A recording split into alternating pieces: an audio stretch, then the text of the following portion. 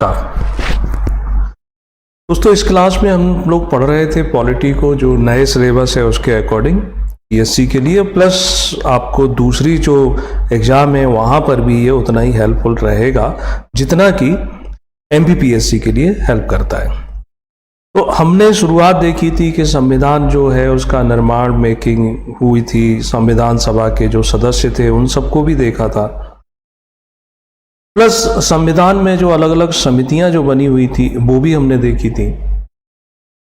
अब आज जो है हम प्रियम्बल प्रस्तावना को समझेंगे, प्रस्तावना फिर उसकी विशेषताएं, ये कुछ पॉइंट हैं ये कवर करें, ठीक है। तो मूल रूप से जो हमारा संविधान बन करके तैयार हुआ और आज की जो स्थिति है हमारे संविधान की, दोनों में क्या अंतर आ जाता है या दोनों में क्या समानता है वो भी आप देख सकते हो, ठीक है ना।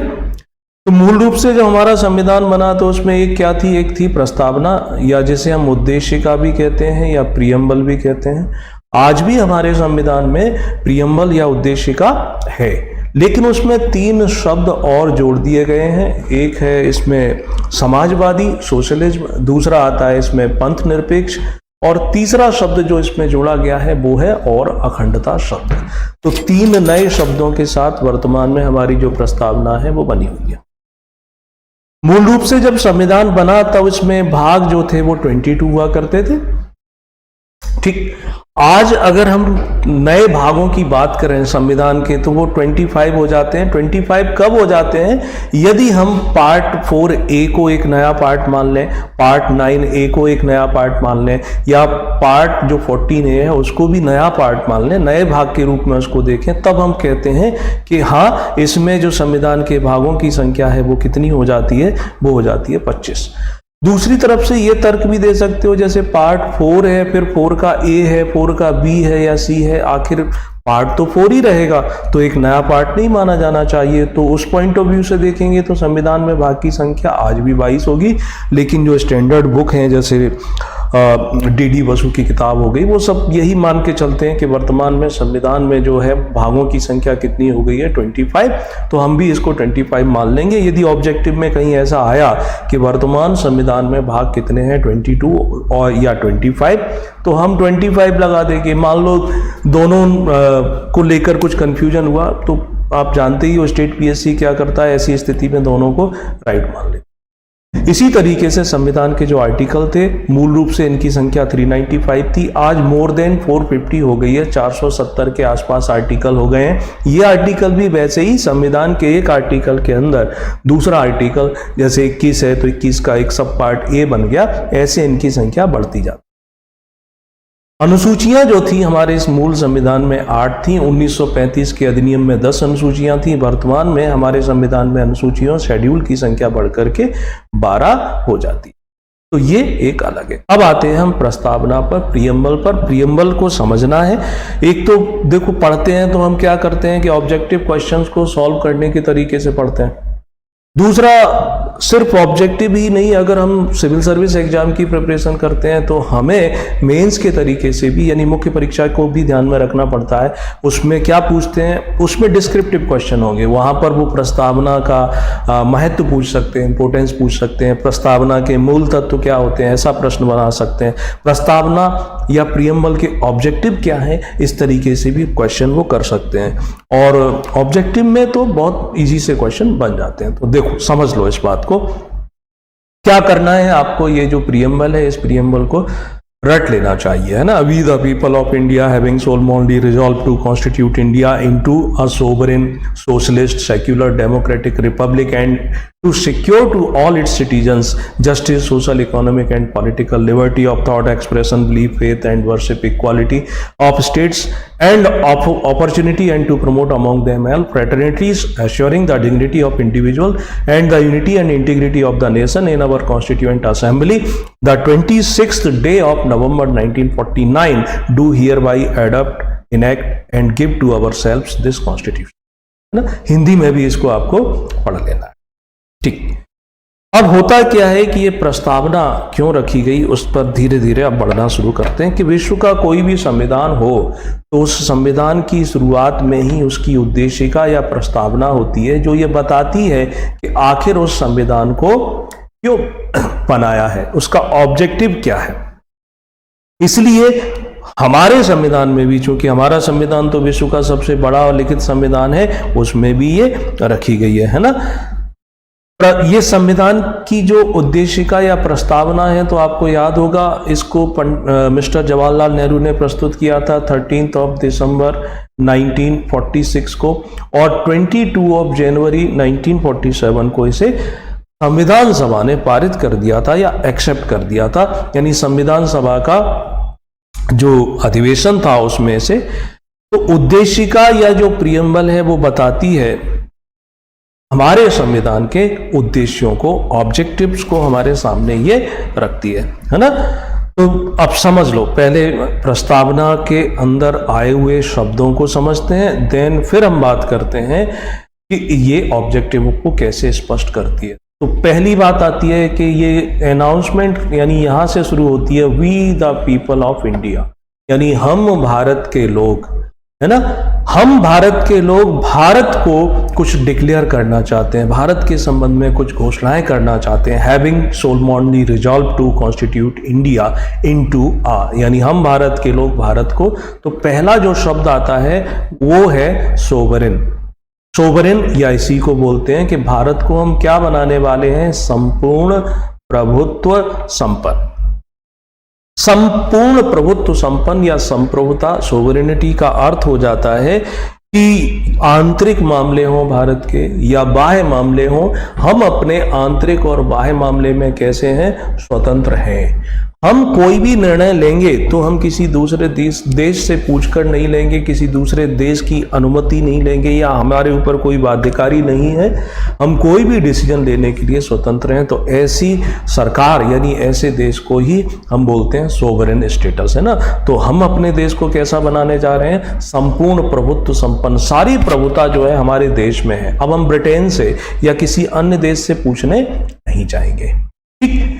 उसके बाद दूसरा शब्द जो जोड़ा गया है उसे क्या कहते हैं, उसे बोलते हैं सोशलिस्ट। ये मूल रूप से हमारे संविधान में नहीं था, समाजवादी।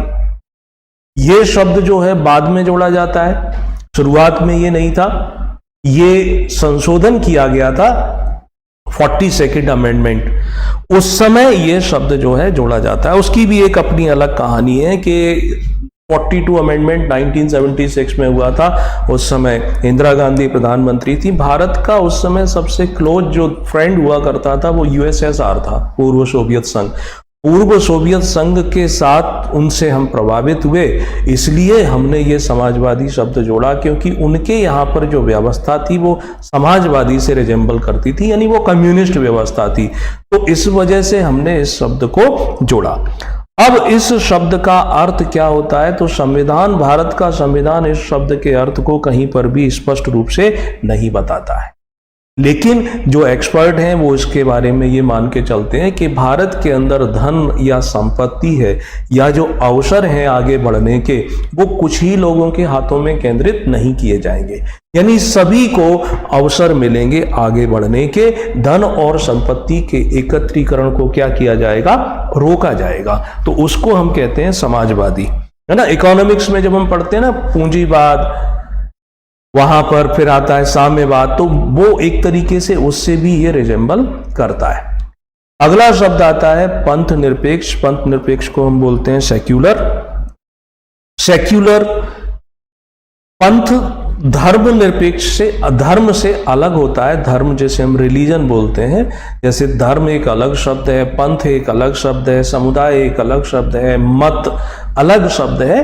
तो यहां पंथ निरपेक्ष शब्द, इसको भी 42nd अमेंडमेंट 1976 के द्वारा जोड़ा गया। इसको मोटे तौर पर ऐसा समझ लो आप कि व्यक्ति का उसके ईश्वर से जो संबंध है वो उसका व्यक्तिगत विषय है, उसका इंडिविजुअल है। आप अपने ईश्वर को साकार रूप में देखना चाहते हो, आप अपने ईश्वर को निराकार रूप में देखना चाहते हो, आप मूर्ति पूजा करते हो, आप मूर्ति पूजा नहीं करते हो, आप आस्तिक हो नास्तिक हो, इससे कोई अंतर सरकार पर नहीं पड़ेगा। यानी ये पंथ निरपेक्ष शब्द है वो ये नहीं कहता है कि किसी धर्म का, किसी रिलीजन का विरोध करना, वो ये कहता है, अगर इसको दूसरे शब्दों में हम बात करें, कि यहाँ पर जो भी नागरिक हैं वो अपनी अपनी आस्था के हिसाब से अपने धर्म का, अपने मत का, पंथ का समर्थन करेंगे, उसके हिसाब से प्रैक्टिस करेंगे। सरकार जो होगी यानी राज्य जो होगा वो सर्वधर्म समभाव, सभी धर्मों को समान आदर समभाव देगा, ये इसका मतलब होता है। तो पंथ निरपेक्ष शब्द जो है यहां से जोड़ा जाता है। इसका मतलब धर्म का विरोध करना नहीं होता। विश्व के कई सारे देश हैं जिन्होंने अपने यहाँ पर अपने राष्ट्र के लिए एक धर्म का अनाउंसमेंट कर रखा है। अभी अगर आप न्यूज़पेपर पढ़ते हैं तो आपने देखा होगा CAA नोटिफाइड हो गया, 2019 में ये कानून बना था। इसको लेकर के भी भारत में राजनीतिक पार्टियां विरोध करना शुरू कर देती हैं वोट बैंक के लालच में। तो CAA जो कहता है कि हमारे जो पड़ोसी 3 राष्ट्र हैं जिन इस्लामिक राष्ट्र हैं, पाकिस्तान ने भी अपने देश का धर्म इस्लाम चुना हुआ है, बांग्लादेश ने भी चुना हुआ है, अफगानिस्तान ने भी चुना हुआ है, वहां पर जो गैर मुस्लिम हैं उनको भारत में नागरिकता देने संबंधी बातें करता है। तो ये जो पंथ निरपेक्ष है, आप जिस भी धर्म को मानते हैं मानिए, सरकार सभी को धर्म समभाव, सबको समान आदर सम्मान प्रदान करेगी, तो ये पंथ निरपेक्ष हो जाता है। फिर इसमें एक अगला शब्द आता है लोकतंत्रात्मक, डेमोक्रेटिक। लोकतंत्र क्या है? तो लोकतंत्र को अब्राहम लिंकन के एक कोटेशन के द्वारा हम सब बता देते हैं सिंपली, सरल भाषा में, कि जनता का, जनता के लिए, जनता द्वारा शासन, है ना, public for the people, by the people, of the people. लोकतंत्र का अर्थ यही है कि हमारे चुने हुए प्रतिनिधियों के द्वारा शासन व्यवस्था जो है वो संचालित की जाएगी। ऐसे ही देश को हम डेमोक्रेसी कहते हैं। भारत डेमोक्रेटिक व्यवस्था वाला देश है, ब्रिटेन भी डेमोक्रेटिक व्यवस्था वाला देश है, अमेरिका भी डेमोक्रेटिक व्यवस्था वाला देश है। अब लोकतंत्र 2 प्रकार के होते हैं, एक होता है प्रत्यक्ष और दूसरा होता है अप्रत्यक्ष, डायरेक्ट और इनडायरेक्ट। लोकतंत्र में क्या अंतर है? तो स्टार्टिंग के लेक्चरों में बताया था कि 4 बातें होना चाहिए तब वो डायरेक्ट डेमोक्रेसी होगा, और अगर ये 4 बातें नहीं है तो इनडायरेक्ट डेमोक्रेसी होगा। तो उसको आप पुराने वीडियो में समझ लेना, देख लेना। तो डेमोक्रेटिक व्यवस्था वाला हम देश बनाना चाहते हैं। ये क्या कह रहे हैं कि भारत को ही हम क्या बनाएंगे? भारत को संपूर्ण प्रभुत्व संपन्न बनाएंगे, भारत को समाजवादी बनाएंगे, भारत को पंथ निरपेक्ष बनाएंगे, भारत में डेमोक्रेसी। और अगला शब्द आता है गणराज्य, जिसे रिपब्लिक कहा जाता है। रिपब्लिक वर्ड गणराज्य जो शब्द है, ये जहां पर भी जिस भी देश में लिया गया है वो कहां से आया है? वो फ्रांस के संविधान से लिया गया है, फ्रेंच। गणराज्य का अर्थ हो जाता है कि हेड ऑफ द नेशन, यानी देश का जो भी प्रमुख होगा वो कैसे आएगा? वो हेरिडिटरी नहीं होगा, वंशानुगत नहीं होगा, वह निर्वाचन से आएगा। दूसरे शब्दों में ऐसा समझ लो कि हमारे देश का प्रमुख होता है प्रेसिडेंट, राष्ट्रपति। तो राष्ट्रपति जो है परिवारवाद से नहीं आएगा। अभी जो राष्ट्रपति हैं उनके पहले कोई दूसरे राष्ट्रपति, उनके पहले कोई तीसरे राष्ट्रपति। तो राष्ट्रपति भी की व्यवस्था, देश के प्रमुख का निर्वाचन होता है, इलेक्शन होता है, बाई इलेक्शन आते हैं। ऐसे ही देश को हम कहते हैं रिपब्लिक, और जिस देश में ये व्यवस्था ना हो उसको हम रिपब्लिक नहीं कहते हैं। ब्रिटेन में डेमोक्रेसी है लेकिन ब्रिटेन रिपब्लिक नहीं है। आप ब्रिटेन, भारत के नाम के आगे देखते हैं द रिपब्लिक ऑफ इंडिया, चीन के नाम के आगे भी आप देखते हैं द रिपब्लिक ऑफ चाइना, लेकिन कभी भी ब्रिटेन के नाम के आगे लिखा नहीं देखेंगे the republic of United Kingdom या the republic of Great Britain, नहीं। तो रिपब्लिक का मतलब ये हो जाता है लोकतंत्र अलग है, गणराज्य अलग होता है। तो भारत के संदर्भ में ये किसने डिक्लेयर किया है? We the people of India, हम भारत के लोग ये अनाउंसमेंट कर रहे हैं कि भारत को हम ये बनाना चाहते हैं। उसके बाद भारत के समस्त नागरिकों को, तो भारत के समस्त नागरिकों के संदर्भ में बात आती है कि हम यहाँ पर नागरिकों को 3 प्रकार के न्याय देने की बात करते हैं ना। कितने जस्टिस है? 3 टाइप्स ऑफ जस्टिस। एक है सोशल, सामाजिक, दूसरा है आर्थिक, तीसरा है राजनीतिक, है ना। तो अब ये न्याय का मतलब क्या होता है? तो न्याय चलता है प्राकृतिक सिद्धांतों के आधार पर। आपकी जाति, आपका धर्म, आपका जेंडर, आपका इकोनॉमिक स्टेटस कैसा है, इससे कोई अंतर नहीं पड़ता। यदि आप सूर्य के सामने आते हैं तो प्रकाश सब पर समान रूप से आएगा। अगर आप बारिश होती है वहां पर आते हैं तो बारिश सबको समान रूप से मिलेगी। तो न्याय भी इसी तरीके से होता है। तो सामाजिक न्याय दिलाएंगे सभी नागरिकों को। सामाजिक न्याय का मतलब हो जाता है किसी भी प्रकार के भेदभाव को समाप्त करना। महिला पुरुषों के बीच में जो भेदभाव होता है, सामाजिक रूप से जो स्टेटस यानी किसी के स्पेशल प्रिविलेज होते हैं, किसी को नहीं देते हैं, कुछ कुरीतियां होती हैं, उन सबको समाप्त करने की बात की जाए। आर्थिक न्याय से भी मतलब यही है कि इकोनॉमिक सेक्टर में सबको समान अवसर मिलेंगे आगे बढ़ने के। और राजनीतिक न्याय से भी यही अर्थ होता है कि राजनीतिक न्याय यानी राजनीतिक व्यवस्था में आपकी भागीदारी सभी की समान रूप से हो। आप चुनाव लड़ सकते हैं, आप चुनाव में निष्पक्ष रूप से मतदान कर सकते हैं, आप जिसका चाहें उसका प्रचार कर सकते हैं, तो इसको कहते हैं राजनीतिक न्याय। तो 3 प्रकार के जो न्याय हैं वो दिए गए हैं। क्यों दिए गए हैं? तो भेदभाव को, डिस्क्रिमिनेशन को समाप्त करने के लिए भेदभाव नहीं रहेगा। ठीक। अब कभी ऐसा पूछ लें कि जैसे मैंने आपको एक शब्द बताया कि गणराज्य जो शब्द है ये तो फ्रांस से लिया गया है, कभी ये पूछ लिया जाए कि ये न्याय वाला जो कंसेप्ट है, social, economic and political justice, क्या ये किस देश से लिया गया है? भारतीय संविधान के ज्यादातर प्रावधान दूसरे देशों से लिए गए हैं। तो ये जो सामाजिक, आर्थिक और राजनीतिक न्याय के ये टारगेट हैं, ये लक्ष्य हैं, ये भी 1971 की रूस की क्रांति से, 1917 की है ना, जब वहां पर बोल्शेविक रिवॉल्यूशन हुआ था, उससे ये प्रेरित हैं, उसी से मोटिवेटेड हैं, वहां से ये लिए गए। अगला आता है कि भारतीय नागरिकों को स्वतंत्रताएं दी गई हैं। कितने प्रकार की स्वतंत्रताएं दी गई हैं? तो 5 टाइप्स ऑफ फ्रीडम, 5 प्रकार की लिबर्टी या 5 प्रकार की स्वतंत्रताएं दी गई हैं।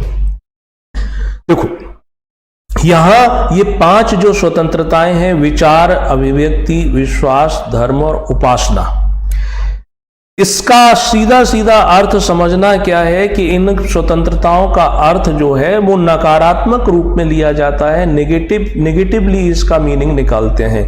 यानी कि नकारात्मक रूप लेने का मतलब है कि हमारे ऊपर किसी प्रकार के जो प्रतिबंध होंगे इन विषयों को लेकर, जो रिस्ट्रिक्शंस होंगे वो रिस्ट्रिक्शंस को हटाना, इसलिए इसको नकारात्मक रूप में इसको लेते हैं। यानी सामान्य रूप से अर्थ ये हुआ कि विचार, अभिव्यक्ति, विश्वास और धर्म की जो उपासना की बात की जाती है कि व्यक्ति अपने विचारों के लिए, उनको अभिव्यक्त करने के लिए स्वतंत्र है। आप इसीलिए तो आज हम अपने देश में देखते हैं कि सुप्रीम कोर्ट के फैसलों के खिलाफ भी लोग अपने मत प्रस्तुत करते हैं, इसके विधायिका के फैसलों के खिलाफ भी मत प्रस्तुत करते हैं। तो ये हमें संविधान स्वतंत्रता देता है। आप उसको अभिव्यक्त कर सकते हैं, बोलकर, लिखकर, एक्ट करके। ऐसे ही आप अपना बिलीफ, अपने धर्म और उपासना की स्वतंत्रता रखते हैं। इसको लेकर के कोई रोक टोक नहीं है। इसके संबंध में मौलिक अधिकार जो भाग 3 है उसमें और डिटेल में प्रोविजन किए गए हैं, है ना। तो ये हमें प्रस्तावना में भी बता दिया जाता है कि भारतीय संविधान का उद्देश्य क्या है। हम नागरिकों को 3 प्रकार के न्याय देने की बात करते हैं, हम नागरिकों को 5 प्रकार की लिबर्टी देने की बात करते हैं। अगली लाइन में लिखा है प्रतिष्ठा और अवसर की समता। ठीक, प्रतिष्ठा और अवसर की समता यानी 2 प्रकार की समता। इस शब्द का अर्थ ये हो जाता है कि ऐसे कोई भी विशेष अधिकार जो हमारे समाज में पहले से व्याप्त थे, विशेष अधिकार से मतलब स्पेशल प्रिविलेज, विशेषाधिकार आज भी हैं कुछ जगहों पर। तो ऐसे विशेषाधिकार जो कि लॉजिकल नहीं है, रीजनिंग माइंड से नहीं है, यानी जिन्हें हम तार्किक ना होकर के वो कैसे हैं, अतार्किक हैं, तो उनको समाप्त कर देंगे।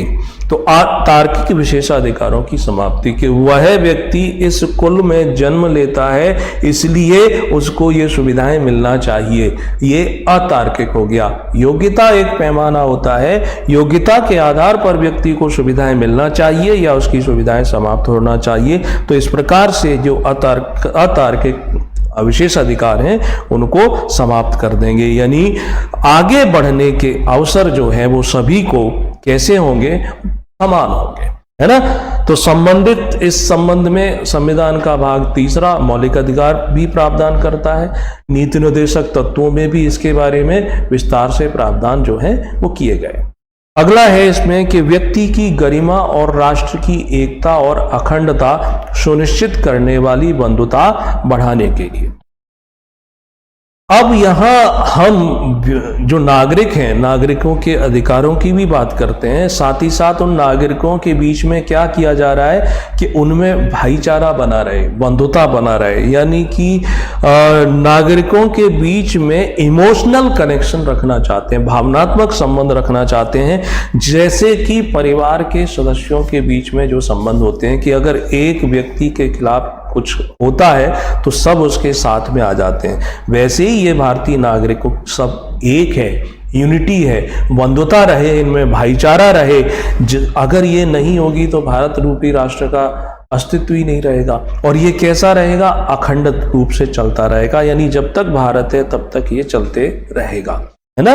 तो ये सब जो बातें हैं इसमें की गई हैं। तो दृढ़ संकल्प होकर के संविधान सभा के लोगों ने इस तारीख को घोषणा की है कि अब हमारा ये जो संविधान है, ये संविधान क्या है, हम इसे अंगीकृत करते हैं। अंगीकृत करने का मतलब ये हो गया कि जैसे किसी शरीर का कोई अंग महत्वपूर्ण होता है या उस शरीर की रचना उस अंग के बिना नहीं होती है, वैसे ही भारत रूपी शरीर के लिए संविधान एक तरीके से अंग है। प्लस अधिनियमित करते हैं, अधिनियमित करते हैं यानी ये कोई मॉरल नहीं है, नैतिक उपदेश नहीं है, ये एक्ट है, इसका पालन करना पड़ेगा और सबसे बड़ा कानून है। और आगे क्या लिखा है कि हम आत्मार्पित करते हैं। अब संविधान हमने बनाया, किसके लिए बनाया, हम ब्रिटेन को अर्पित करें, यूएन को अर्पित करें, नहीं, हमने संविधान अपने लिए बनाया है तो हम इसको अपने आप को ही क्या करते हैं, अर्पित करते हैं। तो ये तो इस संविधान के अंतर्गत आने वाले जो शब्द थे वो सब यहाँ पर लिखे हुए थे। अब इस प्रस्तावना में आने वाले शब्दों के मीनिंग दिए थे। अब इसको समझ लो कि ये प्रस्तावना किस पर आधारित थी। तो मिस्टर जवाहरलाल नेहरू के जो उद्देश्य प्रस्ताव जो थे उन पर एक तरीके से आधारित थी, है ना। अगर कभी और इसे संविधान का हम दर्शन भी कहते हैं। यहीं पर मैं कुछ बातें और क्लियर कर देता हूं, वो भी समझना कि अगर आपसे ये पूछते हैं कि इस प्रस्तावना का उद्देश्य क्या है, ऑब्जेक्टिव क्या है, तो 2-3 बातें तो इसके पढ़ने से ही हमें स्पष्ट हो जाती हैं। पहली बात है, पहला उद्देश्य ये है कि ये हमें ये बताता है कि आखिर हमारे कॉन्स्टिट्यूशन का, संविधान का स्रोत क्या है, सोर्स क्या है। उस सोर्स की जानकारी हमें प्रस्तावना से मिलती है। अब बता सकते हो इसको तार्किक रूप से कि कैसे जानकारी मिलती है। तो प्रस्तावना प्रियम्बल कहती है we the people of India, हम भारत के लोग। तो यहाँ हमें ये ज्ञात होता है कि हमारे संविधान का स्रोत जो है वो हम भारत के लोग हैं, है ना, क्योंकि हम भारत के लोगों ने डिक्लेयर किया है कि भारत को संपूर्ण प्रभुत्व संपन्न समाजवादी पंथ निरपेक्ष लोकतंत्रात्मक गणराज्य बनाने के लिए, और लास्ट में अंगीकृत करते हैं, अधिनियमित करते हैं ना। तो ये हमें सोर्स बताती है।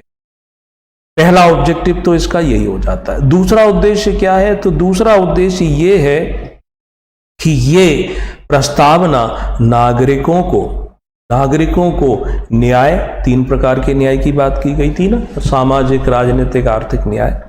फिर 5 प्रकार की स्वतंत्रताएं, विश्वास, विचार, धर्म, अभिव्यक्ति की स्वतंत्रता। 2 प्रकार की समताएं, प्रतिष्ठा और अवसर की समता, प्रतिष्ठा यानी पद की, है ना। ये नागरिक अधिकारों की घोषणा करती है, यानी संविधान के अंतर्गत नागरिकों को क्या अधिकार मिले हुए हैं वो भी हमें इस प्रस्तावना से पता चलते हैं। ठीक है, नेक्स्ट तीसरी बात, प्रस्तावना का ऑब्जेक्टिव यानी क्या उद्देश्य है, क्या पता चलता है। तो प्रस्तावना क्या कहती है कि आज हम दृढ़ संकल्प होकर अपनी संविधान सभा में दिनांक 26 नवंबर 1949 को इसे अंगीकृत, अधिनियमित और आत्मार्पित करते हैं, यानी संविधान के प्रारंभ होने की डेट बताती है। ये हमें इसकी प्रस्तावना से ही पता चलता है कि नहीं चलता है। ठीक है, तो ये सारी जो बातें हैं यही हमें लिखनी होती हैं। तो नेहरू जी के उद्देश्य प्रस्ताव पर आधारित है, इसे हम संविधान का दर्शन कहते हैं। अब प्रस्तावना में जो है उसको हम लागू करवाने के लिए किसी न्यायालय में कानूनी कार्यवाही प्रारंभ नहीं कर सकते। कानूनी कार्यवाही प्रारंभ नहीं कर सकते हैं, तो इसका अर्थ क्या हो जाता है? प्रश्न उठता है कि संविधान अगर देश का सबसे बड़ा कानून है, सुप्रीम लॉ है, तो फिर प्रस्तावना संविधान का भाग है या नहीं?